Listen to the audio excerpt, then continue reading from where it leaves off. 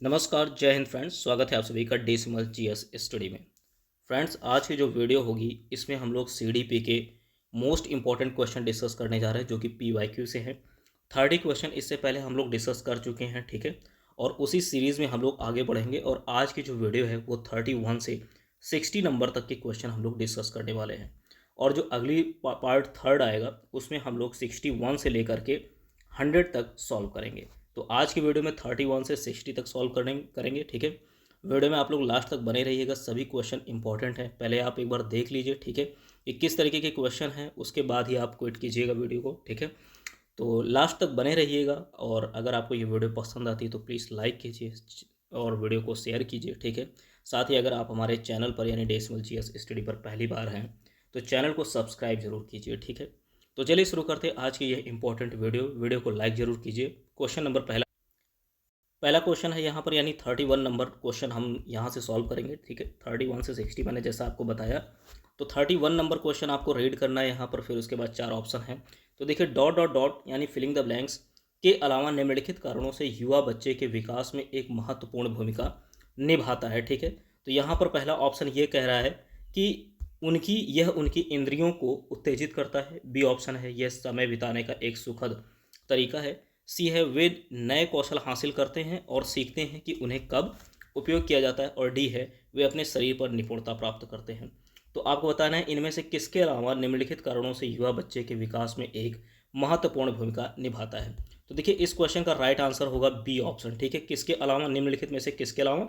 तो B option को अगर छोड़ दिया जाए तो इन सभी में से, ठीक है, इन कारणों से युवा बच्चे के विकास में एक महत्वपूर्ण भूमिका निभाता है, यानी बी ऑप्शन को छोड़ दिया जाएगा। इनके अलावा बाकी सभी कारणों से युवा बच्चे के विकास में एक महत्वपूर्ण भूमिका निभाता है, यानी बी ऑप्शन इस क्वेश्चन का 31 का राइट आंसर होगा, ठीक है।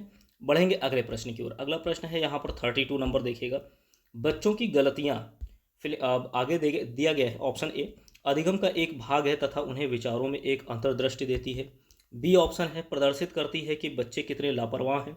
सी है बार बार अभ्यास करने के लिए कहकर तुरंत सुधार देनी चाहिए। और डी है शिक्षण अधिगम प्रक्रिया में महत्वहीन है। इस क्वेश्चन का राइट आंसर होगा 32 का ए ऑप्शन, बच्चों की गलतियां अधिगम का एक भाग है तथा उन्हें विचारों में एक अंतर्दृष्टि देती है, ठीक है। ए ऑप्शन इसका राइट आंसर। अगला क्वेश्चन 33 नंबर क्वेश्चन है। 33 है कि निम्नलिखित संरचनाओं में से शिक्षा का अधिकार अधिनियम 2009 किसकी वकालत करता है। ऑप्शन ए है पृथक्करण की, बी है एकीकृत शिक्षा, सी है समावेशी और डी है मुख्य धारा शिक्षण।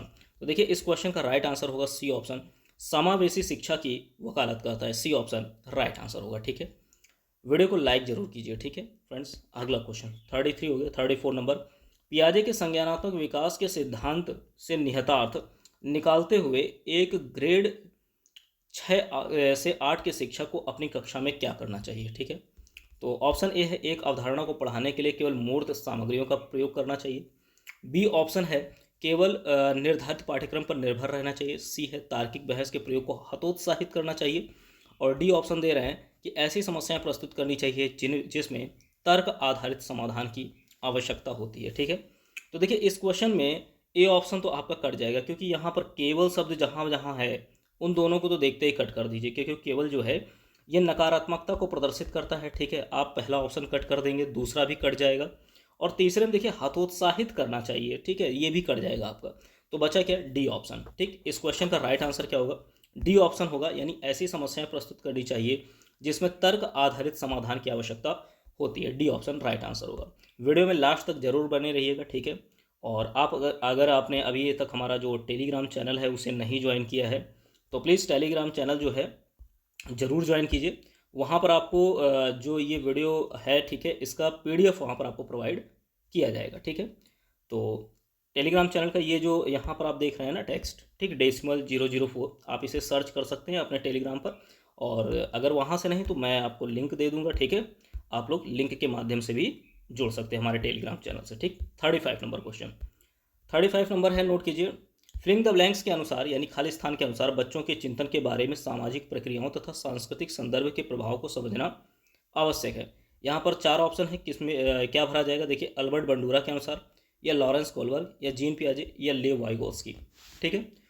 35 का राइट आंसर क्या होगा। देखिए, यहाँ पर सामाजिक शब्द जो लगा है, अगर ये आपको मिलता है, ठीक है, सामाजिक और सांस्कृतिक, जब भी मिले तो याद रखिएगा वहाँ पर लेव वाइगोत्स्की होगा। क्या होगा?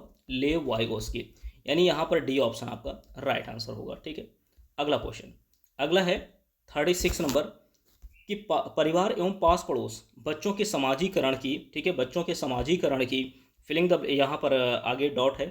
तो देखिए मध्य एजेंसियां हैं या मनोवैज्ञानिक एजेंसियां हैं या प्राथमिक एजेंसियां या द्वितीयक एजेंसियां हैं, आपको बताना है। तो देखिए 36 का जो राइट आंसर होगा परिवार एवं पास पड़ोस बच्चों की समाजीकरण की, याद रखिएगा ये इसका राइट आंसर होगा सी ऑप्शन। ठीक है, प्राथमिक एजेंसियां हैं। कैसी एजेंसियां हैं? प्राथमिक में रखिएगा। ठीक है, तो जब भी इस तरीके के क्वेश्चन आए परिवार एवं पास पड़ोस बच्चों के समाजीकरण की, कैसी होंगी? प्राथमिक एजेंसी होगी। कैसी? प्राथमिक। ठीक है, आगे बढ़ेंगे। अगला क्वेश्चन 37 नंबर, निम्नलिखित में से कौन सी मध्य बाल्यावस्था की विशेषता है? आपको बताना है मध्य बाल्यावस्था की विशेषता। ठीक है, तो ऑप्शन ए है बच्चे तार्किक और मूर्त रूप से सोचना प्रारंभ कर देते हैं। बी है अमूर्त रूप से सोचने तथा वैज्ञानिक तर्क का प्रयोग करने की योग्यता विकसित होती है। सी है शारीरिक वृद्धि एवं विकास तेज गति से होता है। और डी है अधिगम मुख्य रूप से संवेदी एवं चालक गतिविधियों द्वारा घटित होता है। तो 37 का जो राइट आंसर होगा, नोट कीजिएगा, 37 का ए ऑप्शन राइट आंसर होगा। बच्चे तार्किक और मूर्त रूप से सोचना प्रारंभ कर देते हैं, ए ऑप्शन राइट आंसर। ठीक, अगला क्वेश्चन 38 नंबर, बाल्यावस्था की अवधारणा से क्या अभिप्राय है? ठीक है, बाल्यावस्था की जो अवधारणा होती है इससे क्या अभिप्राय है? ऑप्शन ए है कि यह है कि बच्चे दुष्ट रूप में पैदा होते हैं और उन्हें सभ्य बनाना होता है। ऐसा तो कुछ भी नहीं होता। ठीक, पहला ऑप्शन देखते ही कट हो जाएगा। समकालीन सामाजिक संरचनावादी मनोवैज्ञानिकों के अनुसार यह एक सामाजिक संरचना है। बी है यह विभिन्न सांस्कृतिक संदर्भों में सार्वभौम रूप से समान है। और डी है यह कि बच्चे शून्य से शुरुआत करते हैं, उनके गुण पूरी तरह से परिवेश के द्वारा निर्धारित किए जाते हैं। तो 38 का आपको बताना है राइट आंसर क्या होगा। ठीक है, तो देखिए 38 का जो राइट आंसर है वो है बी ऑप्शन। बी ऑप्शन इसका राइट आंसर होगा कि समकालीन सामाजिक संरचनावादी मनोवैज्ञानिकों के अनुसार यह सामाजिक संरचना है। B option right answer. अगला क्वेश्चन 39 नंबर, देखिए काफ़ी इंपॉर्टेंट है 39 नंबर और ध्यान से इसे पढ़िएगा। हाल ही में पाठचर्या में ऐसी कहानियों को शामिल करने के लिए विवेकशील प्रयास किया गया है कि जिसमें पिता घर के कार्यों में लगा रहता है और माता साहसी गतिविधियों को करती है। ठीक है, यानी जो पिताजी हैं वो घर के कार्यों को करते हैं और माताजी जो हैं वो साहसी गतिविधियों को कर रही हैं। तो ये कदम किस लिए महत्वपूर्ण है? आपको यहाँ पर बताना है किस लिए महत्वपूर्ण है। ऑप्शन ए है यह जेंडर स्थिरता को प्रोत्साहित करता है। बी है जेंडर रूढ़िवादिता को प्रोत्साहित करता है। सी है यह जेंडर पक्षपात को सशक्त बनाता है। और डी है ये जेंडर विभेदीकरण को बढ़ाता है। तो आपको इसका राइट आंसर बताना। तो 39 का जो राइट आंसर होगा, नोट कीजिएगा, इसका बी ऑप्शन राइट आंसर होगा। यह जेंडर रूढ़िवादिता को समाप्त करता है। अगर पिता घर के कार्य कर रहे हैं और माता साहसी गतिविधियों को कर रही हैं तो ये जेंडर रूढ़िवादिता को समाप्त करेगा। बी ऑप्शन राइट आंसर होगा। अगला क्वेश्चन 40 नंबर पे पहुंच चुके हैं। देखिए 40 नंबर काफ़ी इंपॉर्टेंट है। ठीक है, देखिए समाज में विभिन्न लिंगों के लिए उपयुक्त मानी जाने वाली प्रारूपिक विशेषताओं के बारे में जन सामान्य की अवधारणा को क्या कहते हैं? ऑप्शन ए है जेंडर रूढ़ विभेदीकरण। बी है जेंडर भूमिकाएं। सी है जेंडर पहचान। और डी है जेंडर रूढ़िवादिताएं। ठीक है, तो देखिए इस क्वेश्चन का 40 नंबर का राइट आंसर होगा डी ऑप्शन जेंडर रूढ़िवादिताएं। जेंडर रूढ़िवादिताएं। ठीक है, अगला क्वेश्चन 41 नंबर, वाइगोस्की के अनुसार जब एक वयस्क बच्चे के निष्पादन के वर्तमान स्तर को सहयोग द्वारा विस्तारित करता है तो इसे क्या कहते हैं? ऑप्शन ए है अंतः व्यक्ति निश्चितता। बी है खोजपूर्ण अधिगम। सी है पाढ़ या ढांचा स्कैफोल्डिंग। और डी है समीपस्थ विकास का क्षेत्र। तो आपको बताना है इस क्वेश्चन का राइट आंसर क्या होगा। 41 का होगा सी ऑप्शन स्कैफोल्डिंग, यानी पाढ़ या ढांचा। सी ऑप्शन राइट आंसर होगा। ठीक है, अगला क्वेश्चन 42 नंबर है, नोट कीजिए। 42 नंबर क्वेश्चन आपको यहाँ पर दिख रहा होगा। ठीक है, 42 नंबर। तो 42 नंबर क्वेश्चन एक बार रीड कीजिए कि बच्चे अनेक घटनाओं के बारे में सहजानुभूत सिद्धांत की संरचना करते हैं। इस पृष्ठभूमि में एक शिक्षा को क्या करना चाहिए? ठीक है, ऑप्शन ए है कि संवाद के द्वारा बच्चों की इन धारणाओं को चुनौती देनी चाहिए। बी है बच्चों को इन विचारों के लिए डांटना चाहिए क्योंकि ये विचार उनके शिक्षण में हस्तक्षेप करते हैं। सी है बच्चों के इन विचारों को खारिज करना चाहिए। और डी है बच्चों के विचारों एवं सिद्धांतों को अनदेखा करना चाहिए। बताइए इसका राइट आंसर क्या होगा। 42 का राइट आंसर ए ऑप्शन होगा, संवाद के द्वारा बच्चों की इन अवधारणाओं को चुनौती देनी चाहिए। ठीक है, ए ऑप्शन राइट आंसर। अगला क्वेश्चन 43 नंबर, देखिए 43 नंबर है कि पठन वैफल्य या डिसलेक्सिया में बच्चों के प्राथमिक लक्षण क्या हैं? ऑप्शन ए है एक ही ऑप्शन ए है यहाँ पर कि एक ही गति विषयक कार्य को बार बार दोहराना। बी है धारा प्रवाह पढ़ने की अक्षमता। सी है अपसारी चिंतन पढ़ने में धारा प्रवाहिता। और डी है न्यून अवधान विकार।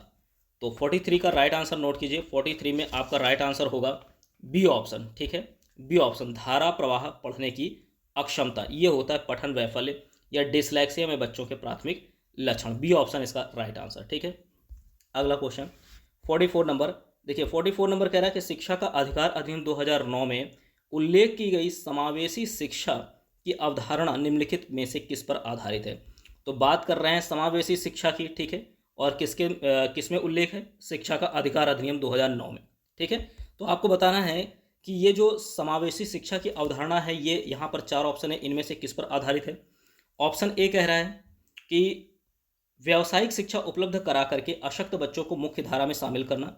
बी है अधिकार आधारित मानवतावादी परिप्रेक्ष्य। सी है अशक्त बच्चों के प्रति एक सहानुभूतिक अभिवृत्ति। और डी ऑप्शन है व्यवहारवादी सिद्धांत। 44 का राइट आंसर नोट कीजिए। बी ऑप्शन होगा अधिकार आधारित मानवतावादी परिप्रेक्ष्य। ठीक है, बी ऑप्शन राइट आंसर। अगला क्वेश्चन 45 नंबर। संज्ञान एवं संवेग के बीच किस प्रकार का संबंध होता है? ठीक है, ऑप्शन ए है एक दिशीय संज्ञान संवेगों को प्रभावित करता है। बी है एक दिशीय संवेग संज्ञान को प्रभावित करते हैं। सी है एक दूसरे से स्वतंत्र हैं। और डी है दोनों के बीच एक गतिशील पारस्परिक क्रिया होती है। ठीक है, तो 45 का राइट आंसर नोट कीजिए। डी ऑप्शन होगा दोनों के बीच एक गतिशील पारस्परिक क्रिया होती है। डी ऑप्शन इसका राइट आंसर होगा। अगला क्वेश्चन 46 नंबर। निम्नलिखित में से कौन सा शिक्षक की भूमिका का सबसे अच्छा वर्णन करता है? ए ऑप्शन है एक शिक्षक को निर्धारित पाठ्यक्रम का पालन करना चाहिए। बी ऑप्शन है कक्षा में शिक्षक की सबसे महत्वपूर्ण भूमिका अनुशासन को बनाए रखता है। सी है जगह बनाना जहां बच्चे संवाद और पूछताछ के माध्यम से सीखते हैं। और डी है पाठ्यक्रम को समय पर पूरा करने के साथ साथ दोहराने के लिए पर्याप्त समय देना महत्वपूर्ण है। ठीक है, तो देखिए 46 का जो राइट आंसर होगा वो सी ऑप्शन होगा। ठीक है, जगह बनाना जहां बच्चे संवाद और पूछताछ के माध्यम से सीखते हैं। ठीक है, राइट आंसर सी ऑप्शन। अगला क्वेश्चन 47 नंबर। कक्षा में बच्चों को प्रेरित समझा जा सकता है यदि ऑप्शन ए है वे शिक्षक से स्पष्टीकरण प्राप्त करने के लिए प्रश्न पूछते हैं। बी है वे कक्षा में अनुशासन बनाए रखते हैं। सी है वे अच्छी तरह से वर्दी पहने स्कूल में आते हैं। और डी है वे सभी उपस्थिति में नियमित हैं। तो इसमें प्रेरित कब समझा जाएगा? ठीक है, तो देखिए अगर बच्चे जो हैं, ठीक है, वो शिक्षक से प्रश्न पूछ रहे हैं, ठीक है, स्पष्ट रूप से प्रश्न पूछ रहे हैं, तो उन्हें प्रेरित समझा जाएगा। यानी ए ऑप्शन आपका राइट आंसर जाएगा। वे शिक्षक से अगर स्पष्टीकरण प्राप्त करने के लिए प्रश्न पूछते हैं, यानी ए ऑप्शन राइट आंसर होगा। अगला क्वेश्चन 48 नंबर। एक 3 साल का बच्चा दूध बूथ पर एक मशीन द्वारा दूध का उत्पादन होता है। निम्नलिखित में से कौन सा बच्चे की समझ को सबसे अच्छा स्पष्टीकरण प्रदान करता है? ठीक है, 3 साल का बच्चा है, दूध बूथ पर गया और एक मशीन द्वारा देखा कि दूध का उत्पादन होता है। तो निम्नलिखित में से कौन सा बच्चे की समझ का सबसे अच्छा स्पष्टीकरण प्रदान करता है? ऑप्शन ए है बच्चे ने गाय को कभी नहीं देखा। बी है बच्चे का परिवार बच्चे को प्रेरक वातावरण प्रदान नहीं करता। सी है बच्चे का जवाब दूध बूथ से दूध खरीदने के अपने अनुभव पर आधारित है। और यह बच्चे को दुनिया का बहुत सीमित ज्ञान है। तो बताइएगा इसका राइट आंसर क्या होगा? 48 का राइट आंसर नोट कीजिए, सी ऑप्शन। जब बच्चे का जवाब दूध बूथ से दूध खरीदने के अपने अनुभव पर आधारित है। ठीक है, बच्चे का जवाब जो है वो दूध बूथ से दूध खरीदने के अपने अनुभव पर आधारित है। सी ऑप्शन राइट आंसर होगा। अगला क्वेश्चन 49 नंबर। अलग अलग सोच वाले पैटर्न उन बच्चों की पहचान करते हैं जो कैसे हैं? प्रत्यास्थी हैं। बी है सृजनात्मक हैं। सी है विकलांग है। और डी है डिसलेक्सिक है। तो बताइएगा इस क्वेश्चन का राइट आंसर क्या है कि अलग अलग सोच वाले पैटर्न उन बच्चों की पहचान करते हैं जो सृजनात्मक हैं। क्या है? सृजनात्मक। B option right answer. अगला क्वेश्चन 50 नंबर।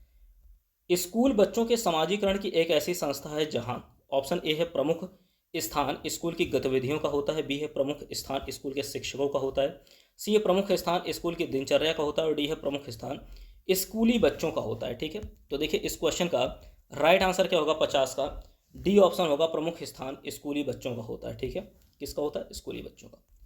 अगला क्वेश्चन 51 नंबर है खाली स्थान महीनों की आयु के बीच अधिकांश बच्चे शब्दों को मिलाकर छोटे छोटे वाक्यों में बोलना शुरू कर देते हैं। तो कितने से कितने महीने की आयु के बीच, यहाँ पर ये जो 18 और 24, 12, 18 ये महीनों की बात की गई है कि 18 महीने से 24 महीने, 12 महीने से 18 महीने, 20 महीने से 25 महीने या 24 महीने से 36 महीने। तो यहाँ पर जितना भी आप देख रहे हैं ना, इनके आगे आप ये क्या समझेंगे, महीने। ठीक है, महीने। तो देखिएगा 51 नंबर का जो राइट आंसर होगा, नोट कीजिए, ए ऑप्शन होगा। 18 से 24 महीने की आयु के बीच अधिकांश बच्चे शब्दों को मिलाकर छोटे छोटे वाक्यों में बोलना शुरू कर देते हैं। A option right answer. ठीक है, अगला क्वेश्चन 52 नंबर, सृजनात्मकता को खाली स्थान की अवधारणा से संबंधित माना जाता है। ऑप्शन ए है विविध सोच, बी है रवादार बौद्धिकता, सी है द्रव बौद्धिकता और डी है अभिव्रत सोच। ठीक है, अभिश्रत सोच। तो 52 का जो राइट आंसर होगा, नोट कीजिए, इसका ए ऑप्शन होगा, विविध सोच। ठीक है, सृजनात्मकता को विविध सोच की अवधारणा से संबंधित माना जाता है। ठीक है, अगला क्वेश्चन 53, व्यक्तिगत शिक्षा कार्यक्रम की योजना खाली स्थान के संदर्भ में बनाई जाती है। ऑप्शन ए है विशेष शिक्षा कार्यक्रम, बी है ए अधिगम शिक्षा कार्यक्रम, सी है बाल केंद्रित शिक्षा कार्यक्रम और डी है मुक्त विद्यालयी शिक्षा कार्यक्रम। तो 53 का राइट आंसर नोट कीजिए, सी ऑप्शन होगा। ठीक है, इसका कि बाल केंद्रित शिक्षा कार्यक्रम। ठीक है, कैसा होना चाहिए, बाल केंद्रित शिक्षा कार्यक्रम के संदर्भ में बनाई जाती है। व्यक्तिगत शिक्षा कार्यक्रम की योजना जो है वो बाल केंद्रित शिक्षा कार्यक्रम के संदर्भ में बनाई जाती है। राइट आंसर बाल केंद्रित होगा। जब भी इस तरीके के प्रश्न हों और उनमें बाल केंद्रित हो तो आप तुरंत बाल केंद्रित वाले को राइट आंसर लगाइए, क्योंकि जो भी आप योजना बनाएंगे वो बालक को केंद्र में रख करके आपको शिक्षा कार्यक्रम बनाना होगा, यानी सी ऑप्शन इसका राइट आंसर होगा। ठीक है, अगला क्वेश्चन 54 नंबर, अधिगमकर्ताओं की उपलब्धि का आकलन शिक्षकों की सहायता करता है। ठीक है, ऑप्शन ए है शिक्षण अधिगम विधियों की प्रभावशालीता का मूल्यांकन करने में, बी है अधिगमकर्ताओं के प्रदर्शन का रिकॉर्ड रखने में, सी है शिक्षण के लिए गतिविधियों की सूची तैयार करने में और डी ऑप्शन है कक्षाओं में अधिगमकर्ताओं के क्षमता समूह बनाने में। तो देखिए 54 का राइट आंसर क्या होगा, 54 का ए ऑप्शन राइट आंसर होगा। नोट कीजिए कौन सा है, यानी शिक्षण अधिगम विधियों की प्रभावशीलता का मूल्यांकन करने में, ए ऑप्शन राइट आंसर। ठीक है, अगला क्वेश्चन 55 नंबर, ग्रेडिंग, कोडिंग, अंकन और क्रेडिट संचय प्रणालियां खाली स्थान के कुछ उदाहरण हैं। ठीक है, किसके, आलेख पत्र या रिपोर्ट कार्ड के अकादमिक प्रगति को दर्शाना, बी है अधिगमकर्ताओं की उपलब्धि के आकलन की गणन विधि, सी है कक्षा में बच्चों की स्थिति की निरूपण विधि और डी है परीक्षा के उत्तर पत्रों के मूल्यांकन की प्रक्रिया। ठीक है, तो 55 का राइट आंसर क्या होगा, इसका बी ऑप्शन होगा, अधिगमकर्ताओं की उपलब्धि के आकलन की गणन विधि। ठीक है, बी ऑप्शन राइट आंसर। अगला क्वेश्चन 56 नंबर, रेखा अक्सर निर्देशित कार्यों को छोटे छोटे हिस्सों में विभाजित कर आसान बना लेती है, वह उपयोग करती है। ठीक है, कोई भी कार्य दिया जाता है तो उसके छोटे छोटे कार्यों में विभाजित कर लेती है। ऑप्शन ए है, तो ये किस प्रकार, ये वह उपयोग करती है किसका, क्रियात्मक जड़ता नियामक विधि, कम करने की विधि, द्वितीयक विस्तारण विधि का या उपलक्ष्य विश्लेषण विधि का। इस क्वेश्चन का 56 का राइट आंसर नोट कीजिए, डी ऑप्शन और उपलक्ष्य विश्लेषण विधि। ठीक है, उपलक्ष्य विश्लेषण विधि। अगला क्वेश्चन 57 नंबर है कि अपने अनुभवों और लक्षणों के आधार पर उपकरणों में खराबी के कारण की परिकल्पना का परीक्षण कर किशन उपकरणों की मरम्मत करता है। ठीक है, वह उपयोग करता है, क्या उपयोग करता है, एक मिनट रुकिएगा। ऑप्शन ए है, नोट कीजिए, कलन विधि का, बी है मानसिक दृढ़ता का, सी है अनुमानी विधि का और डी है अंतर्दृष्टि का। ठीक है, 57 का राइट आंसर होगा, नोट कीजिए, सी ऑप्शन, क्या होगा, अनुमानी विधि का, अनुमानी विधि का उपयोग करता है। अगला क्वेश्चन 58 नंबर, विविध अधिगमकर्ताओं के लिए सुगम्य स्वरूपों में शिक्षण अधिगम सामग्रियां प्रदान करने का तात्पर्य खाली स्थान से है, किससे है। ऑप्शन ए है शिक्षण व्यावसायिकता की सार्वभौमिक संहिता, बी है अधिगम की सार्वभौमिक संरचना, सी ऑप्शन है सार्वभौमिक समावेशी शिक्षा के नैतिक विचार और डी है शिक्षण के सार्वभौमिक मानववादी दृष्टिकोण। तो देखिए इस क्वेश्चन का राइट आंसर होगा 58 का बी ऑप्शन। ठीक है, शिक्षण की सार्वभौमिक संरचना, कैसी, सार्वभौमिक संरचना, बी ऑप्शन राइट आंसर। अगला क्वेश्चन 59 नंबर, स्वजागरूकता एवं संज्ञानात्मक क्षमताओं का नियंत्रण जैसे योजना बनाना, समीक्षा करना और संशोधन करना इत्यादि ... में निहित है, अंतर्निहित है। ऑप्शन ए है संज्ञान बोध, बी है केंद्रीयकरण, सी है समायोजन और डी है संज्ञान। ठीक है, तो देखिए इस क्वेश्चन का राइट आंसर होगा 59 का ए ऑप्शन संज्ञान बोध, ए ऑप्शन होगा संज्ञान बोध। क्या होगा? संज्ञान बोध। ठीक है, संज्ञान बोध, ए ऑप्शन राइट आंसर। अगला क्वेश्चन 60 नंबर, जो कि आज की वीडियो का, ठीक है, आज की क्लास का आखिरी क्वेश्चन है और इम्पॉर्टेंट क्वेश्चन है। मैंने जो भी इंपॉर्टेंट क्वेश्चन सभी PYQ से हैं, 31 से 60 तक आपको शुरुआत में ही बताया था कि डिस्कस करेंगे, और जो अगली वीडियो होगी उसमें 61 से 100 तक हम लोग डिस्कस करेंगे। ठीक है, तो देखिएगा 60 नंबर क्वेश्चन पहले हम लोग सॉल्व करते हैं। मैत्र और जेनिस के अनुसार निर्णय लेने वाले बच्चे समस्या का विश्लेषण करते हैं, विकल्पों की सूची बनाते हैं और इसके फायदे और नुकसान के प्रत्येक पहलू पर विचार करते हैं, उसका व्यवहार प्रस्तुत करता है। क्या प्रस्तुत करता है? निवर्तमान, निरंकुश, सतर्क या चौकस यानी सर्विलांस। ठीक है, सर्विलांस। इस क्वेश्चन का राइट आंसर नोट कीजिए, सी ऑप्शन होगा, नोट कीजिए, सी ऑप्शन होगा सतर्क। ठीक है, क्या प्रस्तुत करता है? सतर्क, सी ऑप्शन राइट आंसर। ठीक, तो ये आपने यहाँ पर जो है 60 नंबर क्वेश्चन तक पढ़े। ठीक है, 60 नंबर क्वेश्चन आपने सॉल्व किए, 60 नंबर क्वेश्चन तक, और उम्मीद है आप लोगों को ये वीडियो पसंद ज़रूर आई होगी। तो प्लीज़ वीडियो को लाइक ज़रूर कीजिए। ठीक है, और जितना हो सके इस वीडियो को शेयर भी कीजिए, और चैनल को अगर आप पहली बार हैं तो, ठीक है, डेसिमल GS स्टडी को सब्सक्राइब जरूर कीजिए। ठीक है, और आप हमारे टेलीग्राम चैनल से भी जुड़िए, जो कि डेसिमल 004 है, सर्च करके या लिंक के माध्यम से जुड़ जाइए। ठीक है, वहाँ पर आपको जो PDF होंगी वो भी प्रोवाइड की जाएंगी। तो वीडियो देखने के लिए बहुत बहुत धन्यवाद। मिलते हैं आपसे नेक्स्ट वीडियो में। Thank you.